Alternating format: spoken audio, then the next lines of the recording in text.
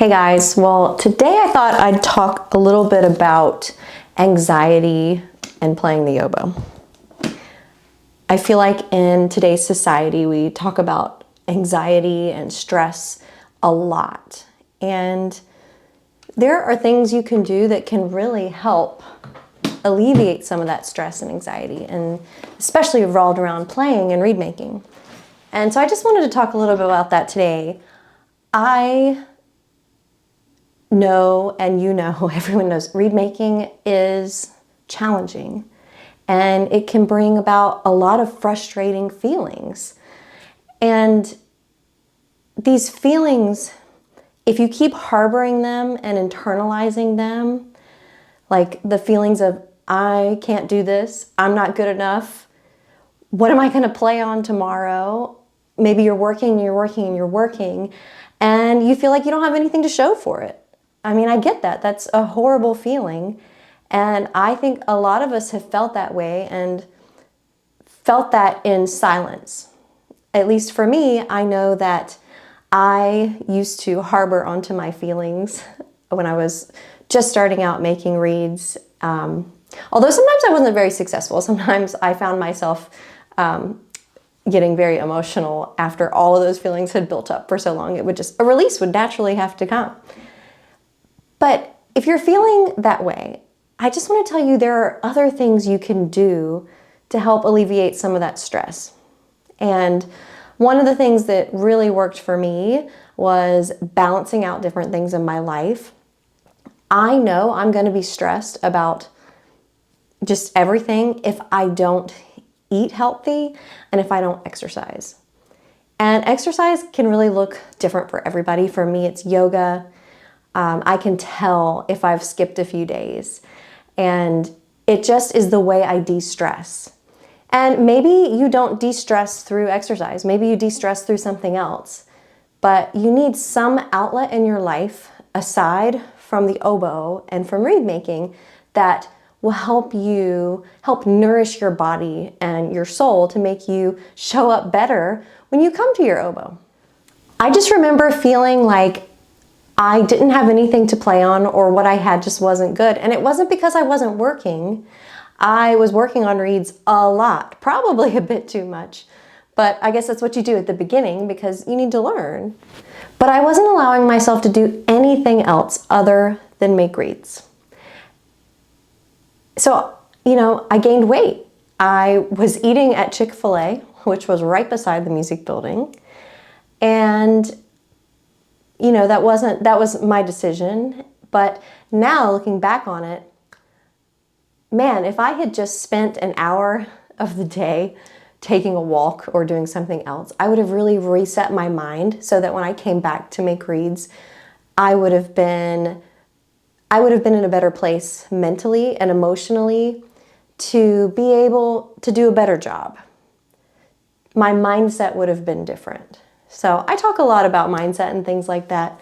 You can find some videos earlier on in my channel where I talk about that. There are also some different things you can do, like breathing techniques. I've got some, you can also search on my channel. They can really help you calm down if you're feeling anxious. And I do these all the time if I start to feel that way.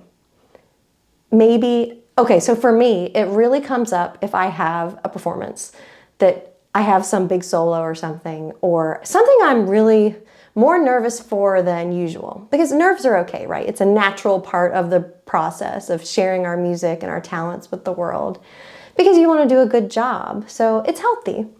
But it becomes unhealthy when, you let it take over. And so for that's when you just have to prepare yourself. When you're in the grind, when you're preparing for that big solo or competition or audition or whatnot, you can't neglect your self-care.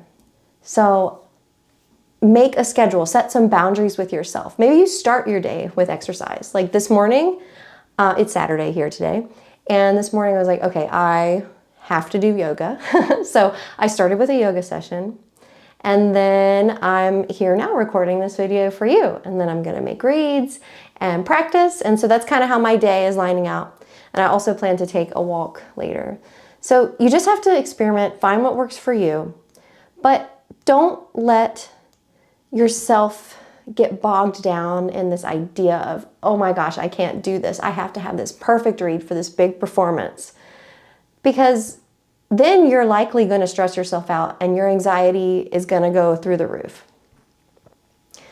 So what you can do as you sit down at your read table is to really just prepare yourself well. Note when your performances, when your rehearsals are, and say, like, make a schedule. I need to have at least 4 reads to make me feel really good about that performance.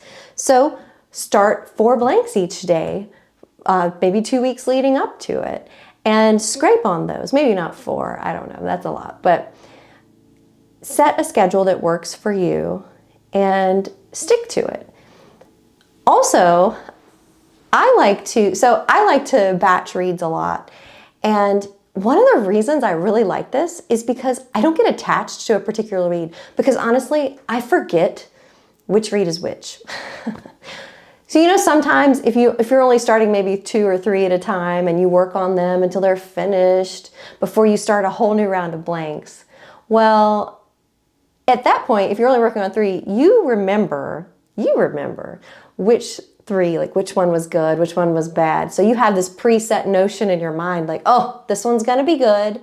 So when you pull it out that next time, you're like, oh, okay, it's really good, it's really good. But a lot of times, maybe it's not good anymore. Maybe it's changed. And then that can really sink your gut feeling, like, oh gosh, or what is it, like punch your gut or something. And so the anxiety increases. Like, oh my gosh, I thought this was gonna be the read that is gonna be the read I play the solo on. Whew, I can't tell you how many times I've been there.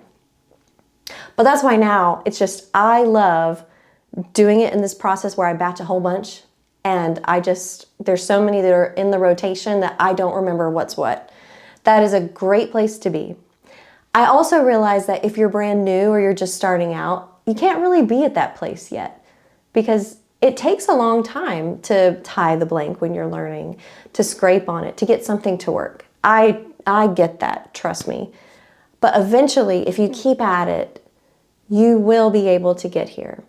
And there's nothing wrong with, while you're learning to make reads, buying a few reads from someone else too, just to have something to supplement and get you by. Because then you can focus on practicing and also making reads.